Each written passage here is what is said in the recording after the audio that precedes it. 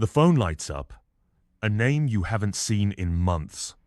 Your thumb hovers, ready to tap, to check, to scroll. Not because you want to, because the urge pulls, like a reflex you can't kill. Every night, the same loop. Opening old messages, rereading words that cut deeper each time. You tell yourself, it's nothing, just a glance, just a moment. But the moment stretches, and you're back in the same pain. Not loud, not dramatic, a quiet ache that follows you into the morning. Why keep digging into a wound that doesn't close? You think it brings answers. You think it keeps them close. But what if chasing their shadow only buries you deeper? Each tap, each scroll, it's not just a habit. It's a signal. The system inside you is fraying. Not because they left, because you keep reaching for something that isn't there. Every time you check, you lose a piece of presence. Not to them, to yourself. The hours stack, the thoughts loop, and the world outside fades. You're not living, you're repeating. A pattern you see, but can't stop. You have power over your mind, not outside events, Marcus Aurelius wrote. A tether snaps when you stop pulling. The weight isn't theirs to lift, it's yours to drop. What if holding on is just another way to denny yourself? Look at the screen. The urge is there, but so is the choice. To pause, to withdraw, to let the silence be enough. The loop runs until you choose to break it. The screen is dark, but the urge isn't. Why does the silence scare you more than the pain? What makes you reach for a name that no longer answers? Is it the loss or the fear of facing what's left? Why do you scroll when you know it only deepens the regret? What are you searching for in a place that only echoes emptiness? Can you sit with the quiet, or does it force you to see? The answers don't matter. Observe the questions. Principle 1. Stop explaining. The urge to explain. It hits like a reflex. You draft a message, rewrite it, send it, or you don't. But the words keep forming in your head, in the quiet. Why did they leave? What did you miss? You think if you could just say it right, they'd see, they'd understand, they'd come back. You're not begging, not really, just clarifying, just setting the record straight. But each word you craft, each scenario you replay, it's a hook sinking deeper. Not into them, into you. Explaining doesn't bring answers. It drains. Every sentence you build, every justification you chase, it pulls you further from presence. You think you're solving, you're not. You're looping. The mind spins, searching for a reason that doesn't exist. And the cost isn't just time, it's clarity. You lose the ability to see, to stand still in your own truth. The more you explain, the more you hand over control. Not to them, to the past. Seneca wrote, "We suffer more in imagination than in reality." The need to explain, it's a trap of your own making. A story you keep telling, hoping it changes the ending. It doesn't. It only keeps you tethered to a moment you can't rewrite. Stop. Say less. Not because they don't deserve to hear it, because you don't deserve to carry it. Withdraw the urge. Let the words dissolve, unspoken. The silence isn't defeat, it's power. It's the first step to reclaiming what's yours, your mind, your center. The next time the urge rises, pause. Breathe through it. Don't type. Don't speak. Let the impulse pass. Like a wave you don't have to ride. The truth doesn't need your defense. It stands without your voice. You don't owe anything. The mind wants to keep moving, to chase the next thought, the next fix. But what if the fix is in the pause. Principle 2. The chase trap. You think you're close to an answer. One more scroll, one more glance at their life, and it'll click. Why they left, what you meant. You're not obsessed, just curious. Just tying up loose ends. But the screen glows, and the hours vanish. Each tap pulls you deeper into a maze with no exit. You're not finding truth. You're chasing a shadow, one that moves faster than you can run. The trap isn't their absence. It's your pursuit. Every profile you check, every story you watch, it feeds anxiety, not clarity. You think you're gathering pieces, rebuilding the puzzle, but the pieces don't fit because they never will. The mind tricks you, says, one more look will free you. It doesn't. It binds you to a cycle of rejection you can't escape. The cost is quiet, but real. You lose ground, trading presence for a ghost. Marcus Aurelius said, "You need not pursue what does not serve you. A rope stretched too far." Phrase. The chase isn't progress. It's a loop, one you can step out of. Step back. Let the urge rise and fall. Observe it, like a storm you don't need to enter. The truth isn't out there, in their posts, in their silence. It's here, in the moment you choose to stop, disengage. Not because you've lost, because you're done running. The need to know, it's loud. But you can be louder. Breathe, and let the screen stay dark. The answer you seek isn't theirs to give. You don't have to react. The urge to chase, it's a signal, not of loss, but of a system misfiring. What if the error is in what you choose to follow? Principle 3. Silence over reaction. The message sits, sent, but your mind screams. Send it. Say something. Anything. The pain demands a voice, demands action. You type, delete, type again, not to fix things, just to be heard, just to prove you're still here. But each word you almost send, each call you almost make, it's not relief. It's a spark, igniting regret you'll carry into the night. Reacting feels right, feels alive, but it's a trap. Every impulse you follow, every outburst you let slip, it erodes self-command. You think you're reclaiming power, but you're giving it away. To the moment, to the pain. The more you react, the deeper you sink into a cycle that doesn't end. It's not about them anymore. It's about you and what you lose when you don't hold the line. Epictetus said, "There is only one way to happiness, to cease worrying about things beyond our power. A fire spreads only if you feed it. Reaction fuels the chaos. Silence starves it. Breathe through the urge. Let it rise. Let it crash without your response. Say less, not because you're weak, but because you're choosing strength. The moment passes if you let it. Withdraw, and the noise fades. You don't need to prove anything to anyone. The silence isn't empty. It's where you rebuild. Sit with it and feel the weight lift. Not from their absence, but from your choice. Silence isn't surrender. Pain is a signal, not a sentence. You don't have to answer its call.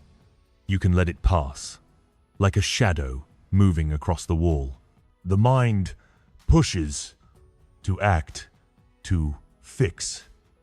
But what if the fix is in refusing to move? Principle 4. The weight of clinging. A memory flickers, their laugh. A moment you shared. You hold it tight, like a lifeline. Not because it heals, but because it's all that's left. You replay it in the shower, in the car, in the dark. It's not love, not anymore. It's clinging to a version of you that no longer exists. Each time you grip that memory, you think you're keeping them close. You're not. You're losing yourself. Slinging doesn't preserve, it destroys. Every moment you spend in the past, you trade away presence. The mind whispers, if you let go, you'll lose everything. But what's already gone can't be held. The weight of those memories, it's not theirs, it's yours. And it's heavy, sinking you into emptiness where ground should be. You see it, the loop, but the pull feels stronger than you. A rope held too tightly cuts the hand, Seneca wrote. The tighter you grip, the deeper the wound. Clinging isn't loyalty, it's a chain, one you can break. Let go. Not to erase them, but to free yourself. Release the memory, like a breath you've held too long. Step back and feel the weight lift, not because they're gone, but because you're still here. Detack, not from the past, but from its power to define you. The silence that follows, it's not loss. It's space for you to be here. The urge to hold on, it's strong. But you are stronger, brave, and let the rope slip, one finger at a time. Let go isn't weakness. Why keep them here? Because I can't forget. You don't need to forget, you need to release. The past pulls like a current. But what if the shore is closer than you think? Principle 5. Suppressing versus seeing. The pain comes sharp, heavy. You push it down, swallow it. Tell yourself it's fine. You're fine. Keep moving. Keep working. Keep smiling. No one needs to know. No one needs to see. But the weight doesn't vanish. It festers. Hidden, but alive. You think suppressing buries it, makes you strong. It doesn't.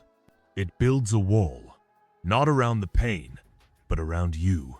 Isolation grows, quiet, unnoticed. Suppressing isn't control. It's avoidance. Every time you shove the feeling away, you widen the gap between you and your center. The pain doesn't shrink. It spreads into numbness, into anxiety. You think you're winning by not feeling, but you're losing the ability to witness, to stand in your own truth. On the other side, they're seeing, not fighting the pain, not hiding it, but watching it, like a storm you don't need to stop. Epictetus said, "What need is there to weep over parts of life? The whole of it calls for tears.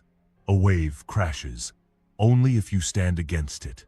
Seeing lets it pass, without breaking you. Witness the pain. Don't run from it. Breathe through its weight. Let it move, without your resistance. Be here, not to solve it, but to know it." The act of seeing, it's not surrender, it's power. It builds awareness, where suppressing builds walls. Sit with it, and feel the difference, not in the pain, but in you. The urge to hide, it's instinct, but instinct lies. Observe, and the truth rises, clear, unshaken. Pain doesn't mean truth. Studies show 70% of people avoid emotional pain, only to face it later, in deeper regret. Avoidance delays. It doesn't erase. The mind resists. The weight of feeling. But what if facing it is the only way to stand? Principle 6. Break the overthinking loop. The thoughts start small. A flicker. Why did it end? What could you have done? They spiral. Faster. Louder. Hours pass. You're still there. Replaying the same scene. The same words. The same pain. You think you're solving it. Finding the truth. You're not. You're trapped. in an overthinking loop. A machine that runs, but goes nowhere. Overthinking doesn't clarify, it clouds. Each cycle, each question you chase, it pulls you deeper into anxiety, away from ground. You think the answer's in the next thought, the next memory. It isn't. The mind lies, says one more turn will free you. But it binds, stealing presence, leaving only regret. The loop isn't insight, it's noise, drowning out the silence you need. Marcus Aurelius wrote, "The soul becomes dyed with the color of its thoughts. A wheel spins, only if you push it. Overthinking feeds itself, unless you stop turning. Pause when the thoughts rise. Breathe and let them pass. Without following, observe the urge to analyze, but don't step into it. Break the loop, not by solving, but by disengaging. The truth doesn't need your dissection. It exists beyond the noise. Stay still, and the spiral slows, not because you've won, but because you've chosen quiet. The mind races, but you don't have to run. Step back, and the loop collapses, empty, powerless. The void is where it clears. Seneca sat alone. His exile forced silence. He didn't chase answers, he wrote, and found clarity in the pause. The thoughts pull, like a tide. But what if the shore is in the moment you refuse to drown? Principle 7. Refuse to please. You say yes when you mean no. You smile when you're breaking. You adjust your words, your time, yourself to keep them close. Not because you want to, because you think you have to. If you're good enough, kind enough, they'll stay. They won't leave again. But each time you please, you chip away at your center, not theirs. The cost isn't just effort, it's you. Pleasing others, it's a reflex, born from fear. Fear of rejection, fear of being unseen. You think it builds connection. It doesn't. It builds a cage where you're trapped, trading your truth for their approval. Every yes you force, every boundary you bend, it deepens. Shame, quiet, unseen. You see the pattern, but the urge to fix it, by being more, feels stronger than the truth. Epictetus said, "If you wish to be free, desire nothing that depends on others. A chain binds. Only if you hold it. Pleasing is a weight you can drop. Say less. When the urge to please rises, hold the line. Not for them, but for you. Withdraw from the need to be enough, because you already are. Breathe and let their expectations fall, unanswered. The silence isn't failure, it's power. It's the moment you choose self-command over their validation. The instinct to bend, it's loud. But your truth is louder. Step back and stand without apology. You don't owe anything. A tree bends in the wind, but only so far. Beyond that, it breaks. Your strength lies in knowing when to stand still. The urge to please, it pulls like gravity. But what if freedom is in refusing to fall? Principle 8. Unhook from hope blindly. You wait for a sign, a message, a glance, something to prove it wasn't all for nothing. You tell yourself it's not over. Not yet. Maybe they'll see you. Maybe they'll return. It's not desperation. It's hope. But it's blind. A tether, keeping you stuck in a story that's already ended. Each time you hold that hope, you don't move forward. You drift further from yourself. Hoping blindly. It's not strength, it's denial. Every maybe, every what if. It feeds anxiety, not peace. You think it keeps the possibility alive, but it buries your presence under layers of rejection you don't need to carry. The mind tricks you, says one more day of waiting, and it'll change. It won't. The longer you hope, the deeper the numbness, stealing your ability to be here. Marcus Aurelius said, "You have power over your mind, not outside events." A hook catches only if you bite. Hope blindly is a lure. You can unhook. Step back when the maybe rises. Observe the thought. Don't chase it. Breathe and let the possibility dissolve.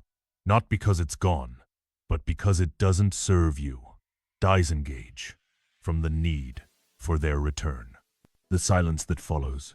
It's not defeat. It's clarity. You don't need their answer to know your worth. The urge to wait. It's heavy, but you can let it fall, release, and stand, free from the hook. You can end without drama. Why wait for them? What if they come back? What if you're already enough without them? The mind clings to what might be. But what if now is where you find your ground? Principle 9. Face shame as a signal. The mirror stares back, and you flinch, not from your face, but from the shame. It whispers, you weren't enough. You failed. You let them walk away. It's not loud, not dramatic. It's a quiet cut, deep, constant. You avoid it, scroll past it, bury it in work, in noise. But shame doesn't leave. It lingers, coloring every thought, every choice. Shame isn't truth. It's a signal. It tells you where you're stuck, not who you are. But you treat it like a verdict, letting it define you, letting it pull you into regret.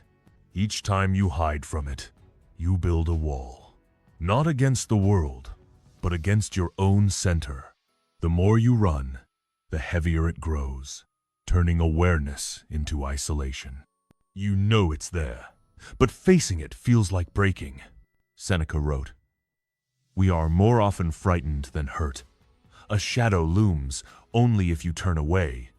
Shame is a light if you look at it. Witness it, don't recoil. Breathe through the sting, let it rise without your judgment. Detach from the story it tells. It's not you, it's a thought, a wave, passing. Sit with it, not to solve it, but to see it. The act of facing, it strips shame of its power, leaving only clarity where fear once stood. The instinct to hide, its reflex. But you can choose to stand. Observe, and the signal fades into truth. You don't owe anything. Shame is a spark, not a fire. Smother it, and it spreads. Let it burn out, and the air clears. The mind shrinks from what it fears. But what if facing it is the only way to see? Principle 10. Detach from external validation. Their words echo, "You're not enough." You replay it, their silence, their absence. You seek proof in likes, in glances, in someone else's eyes. Not because you want it, because you think you need it. If they see you, if they approve, then you're whole. But each time you look outward, you lose something, not to them, but to yourself, your center. Seeking validation, it's a reflex, born from rejection. You think their nod will quiet the pain, will fill the emptiness. It won't. It's a loop, each cycle pulling you further from self-command. The more you chase their gaze, the deeper you sink into a truth that isn't yours. You feel it, the weight of their judgment, but you keep reaching, thinking it defines you. It doesn't. It traps you. in a cage of invisible expectations. Epictetus said, "Freedom is secured by valuing only what is in your control. A mirror reflects only if you stand before it. Validation is a shadow you can walk away from. Step back when the urge to be seen rises. Breathe and let their silence stay theirs. Detach from the need for their approval, not because you don't care, but because you do, for yourself. Hold the line and feel the ground beneath you, solid, yours. The silence isn't loss, it's presence where you stand unshaken. The pull to be enough, it's loud, but your truth is louder. Observe and choose your own measure. Detachment is a form of respect. Marcus Aurelius ruled an empire, yet sought no praise. He wrote for himself in the dark, finding strength in his own truth. The world beckons with its judgments. But what if your worth is already here? Principle 11. Stop escaping the void. The quiet comes, and you flinch. No noise, no distractions, just you. The emptiness creeps in, heavy, relentless.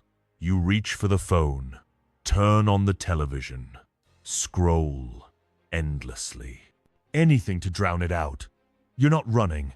Not really. Just filling the space. Just keeping busy. But each escape, each click, it doesn't erase the void. It deepens it, pulling you further from ground. Escaping isn't freedom. It's avoidance.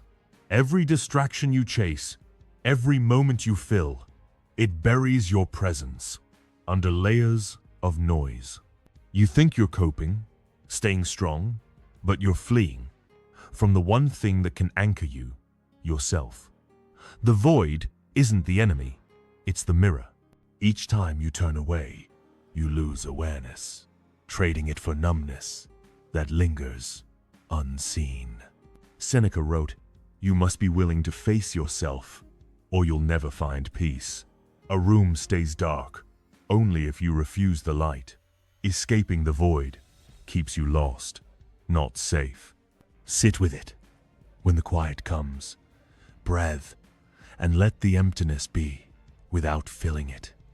Observe the urge to run, but don't follow. Stay still, not to fight the void, but to know it. The silence isn't absence. It's space where you rebuild. Witness and feel the weight shift, not from the void, but from your choice to face it. The instinct to flee, it's reflex, but you can choose to stand. Be here, and the void becomes clear, not empty. The void is where it clears. The void is a lake, still, deep. Dive in, and you find your reflection. Run, and you lose it forever. The quiet calls, and you resist. But what if facing it is the only way to return? Principle 12. Release the need to be understood. You want them to know how much it hurt. You rehearse the words, the perfect explanation, the truth they never saw. If they could just hear you, really hear you, it would matter. You're not asking for pity, just for them to see. But each unspoken plea, each imagined conversation, it's not freedom, it's a chain, binding you to their mind, not yours. The need to be understood, it's a trap. Every time you seek their nod, their acknowledgement, you hand over your center. You think their understanding will ease the pain, will close the wound. It won't. It's a loop, pulling you into rejection, deeper each time. The more you crave their clarity, the less you have of your own. You feel it, the weight of their ignorance, but you keep chasing, thinking it defines your truth. It doesn't. Epictetus said, "You cannot control what others think, only what you choose to value. A door stays locked if you keep knocking. The need to be understood is a weight you can drop. Say less when the urge to explain rises. Breathe and let their misunderstanding stay theirs. Detach from the need for their eyes to see you, not because you're invisible, but because you're enough.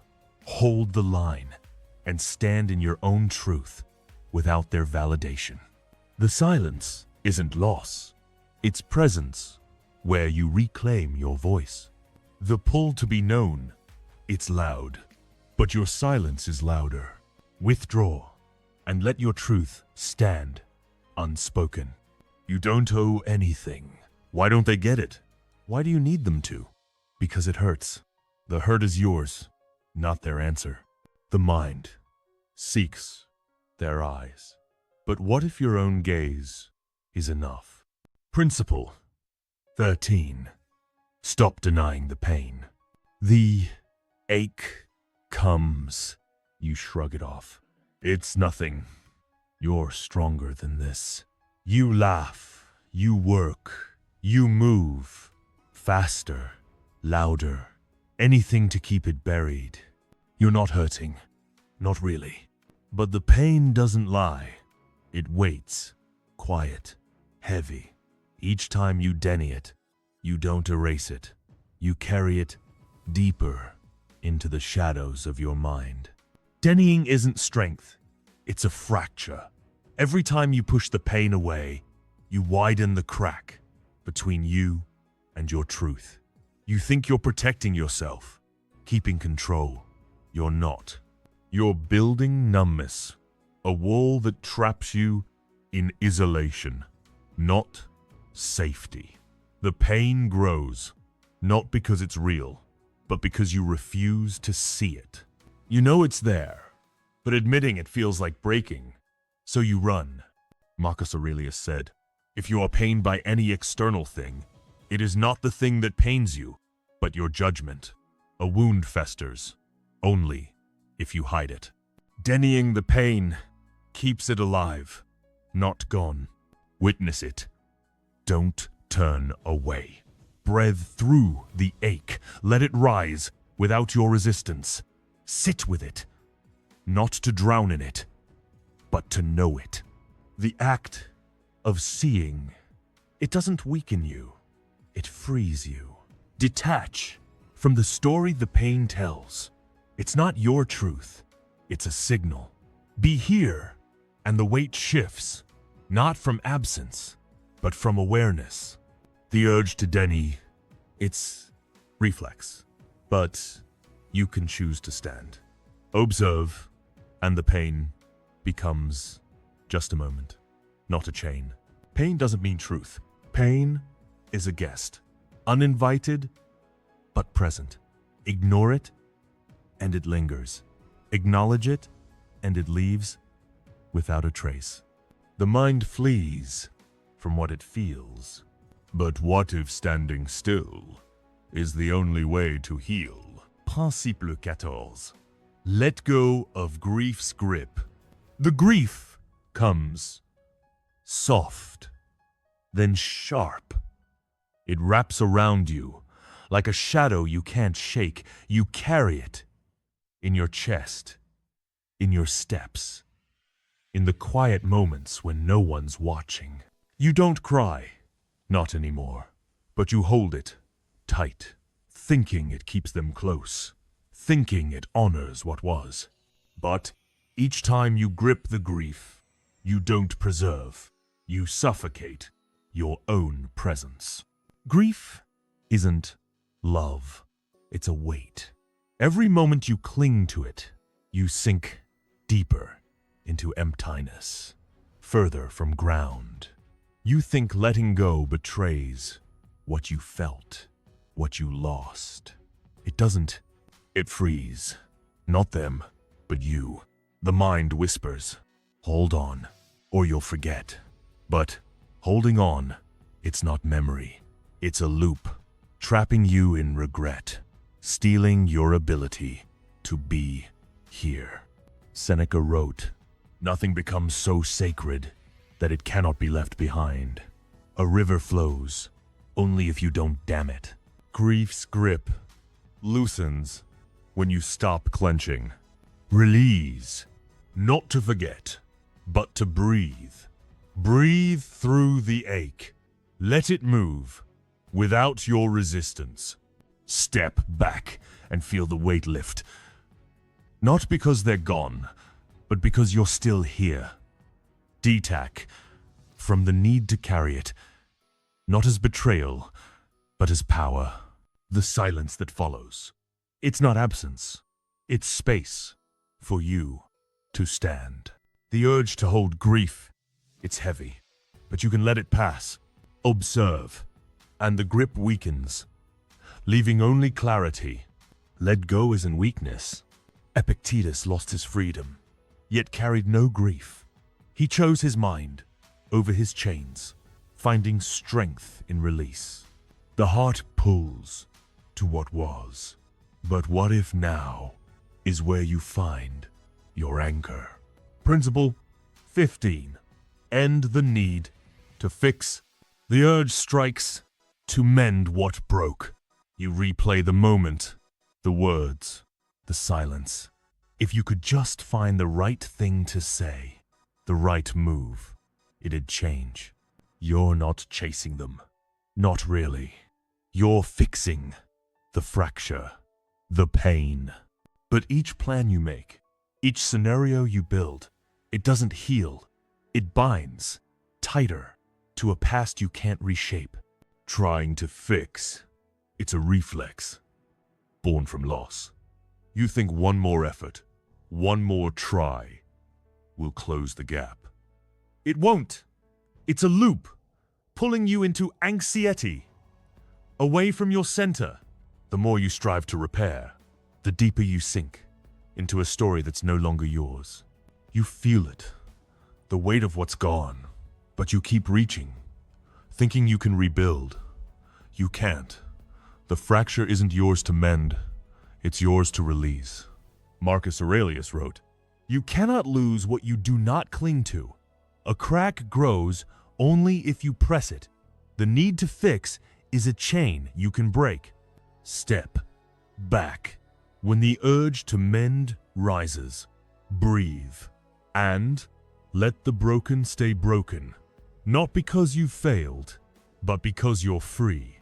Detach from the need to make it right, not for them, but for you. Sit with it and feel the silence, not as defeat, but as power. The act of stopping. It's not surrender, it's presence, where you reclaim your ground. The pull to fix. It's loud, but you can be louder. Observe and let the pieces fall without your hands. You can end without drama. Why keep fixing it? Because I broke it. You didn't break it. You're breaking you. The mind reaches for what's shattered. But what if leaving it is where you stand? Principle 16. Stop feeding fear. The fear creeps in, quiet, sharp. What if you're alone, forever? What if you're broken, beyond repair? It whispers, in the dark, in the pause, between tasks. You push it away, distract yourself, keep moving. But each time you dodge it, you don't escape. You feed it, letting it grow deeper into your center, turning presence into anxiety. Fear isn't truth, it's a signal. But you treat it like a prophecy, letting it steer your thoughts, your choices.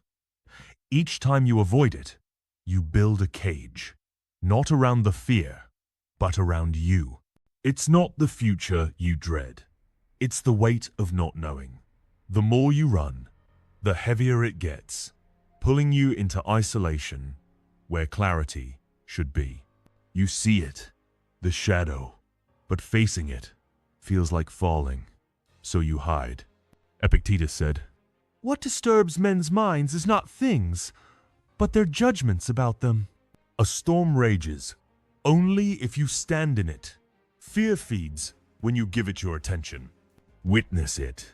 Don't flinch. Breathe through the pulse. Let it rise without your chase. Observe the thought, not as truth, but as noise passing. Sit with it, not to fight, but to see. The act of facing, it shrinks. Fear, not you. Detach from its story and feel the ground solid beneath you.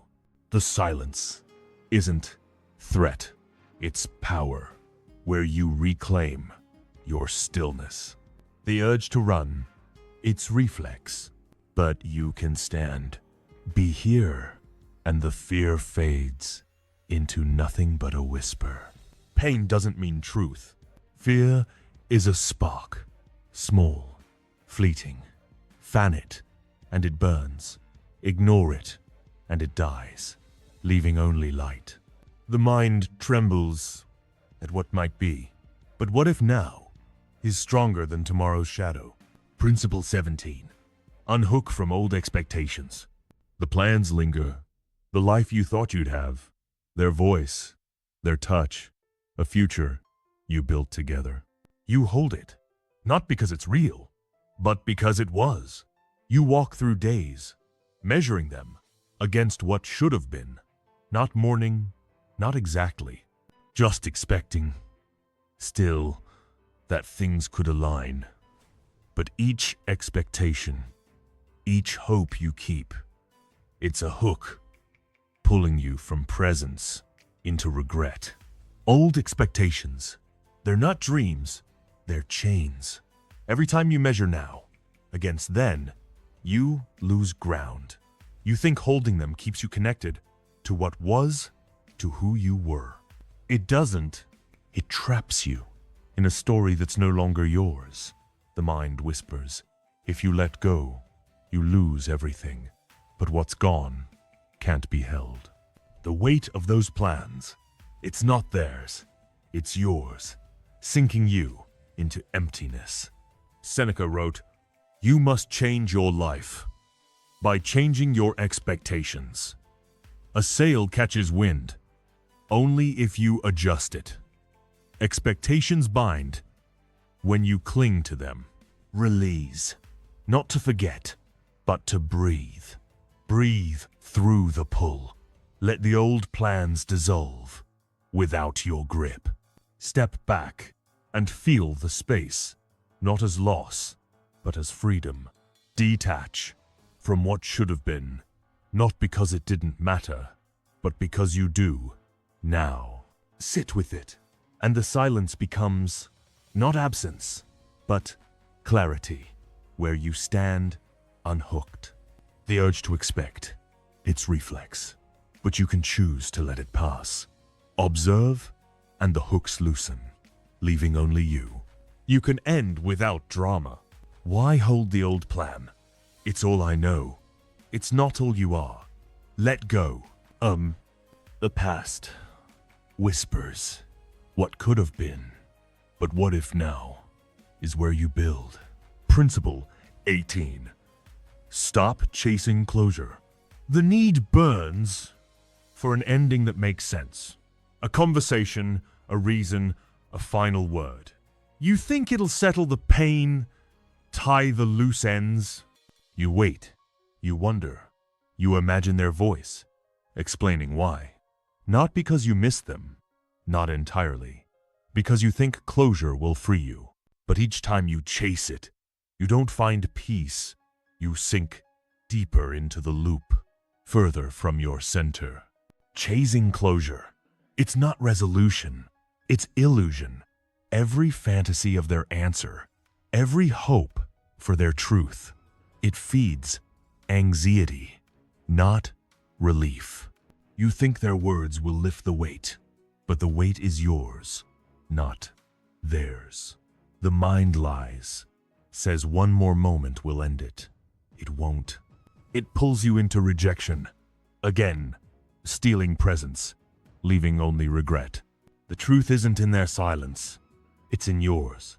Epictetus said, You are responsible for your own happiness, not others. A knot stays tied only if you pull. Closure is a myth you can release. Sit with it when the need rises. Breathe and let the urge for answers pass without chasing. Observe the pull, but don't follow. Detach from their explanation, not because it's worthless, but because it's unnecessary. Hold the line and feel the silence, not as absence, but as power. The end you seek, it's here, in your stillness. The instinct to chase, it's loud, but you can be louder. Step back, and the need dissolves, leaving only you. You don't have to react. Closure is a door you keep knocking on. Stop, and the room behind you opens wide, clear. The mind seeks their final word. But what if your silence is the only end you need?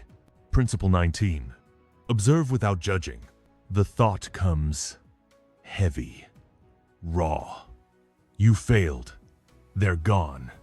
It's your fault.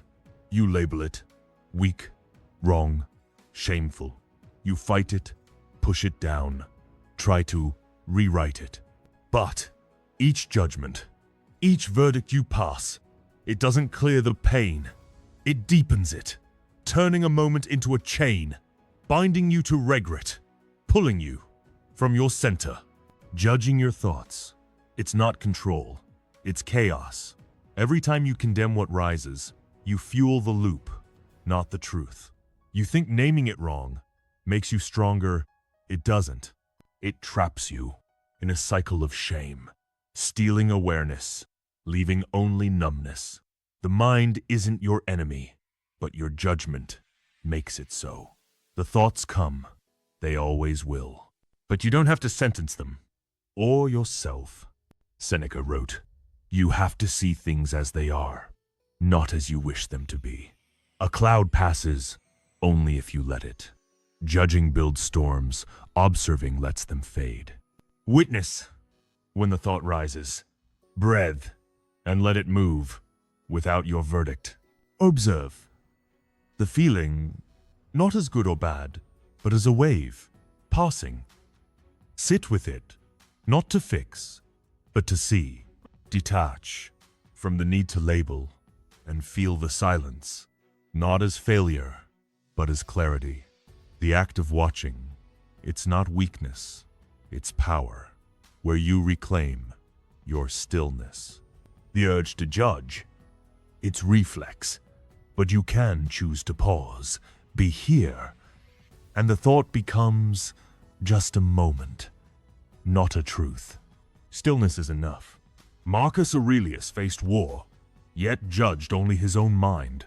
He wrote, in silence, finding peace in what he could see, not change. The mind labels what it feels. But what if watching is where you find your ground? Principle 20. Build silent power. The world moves.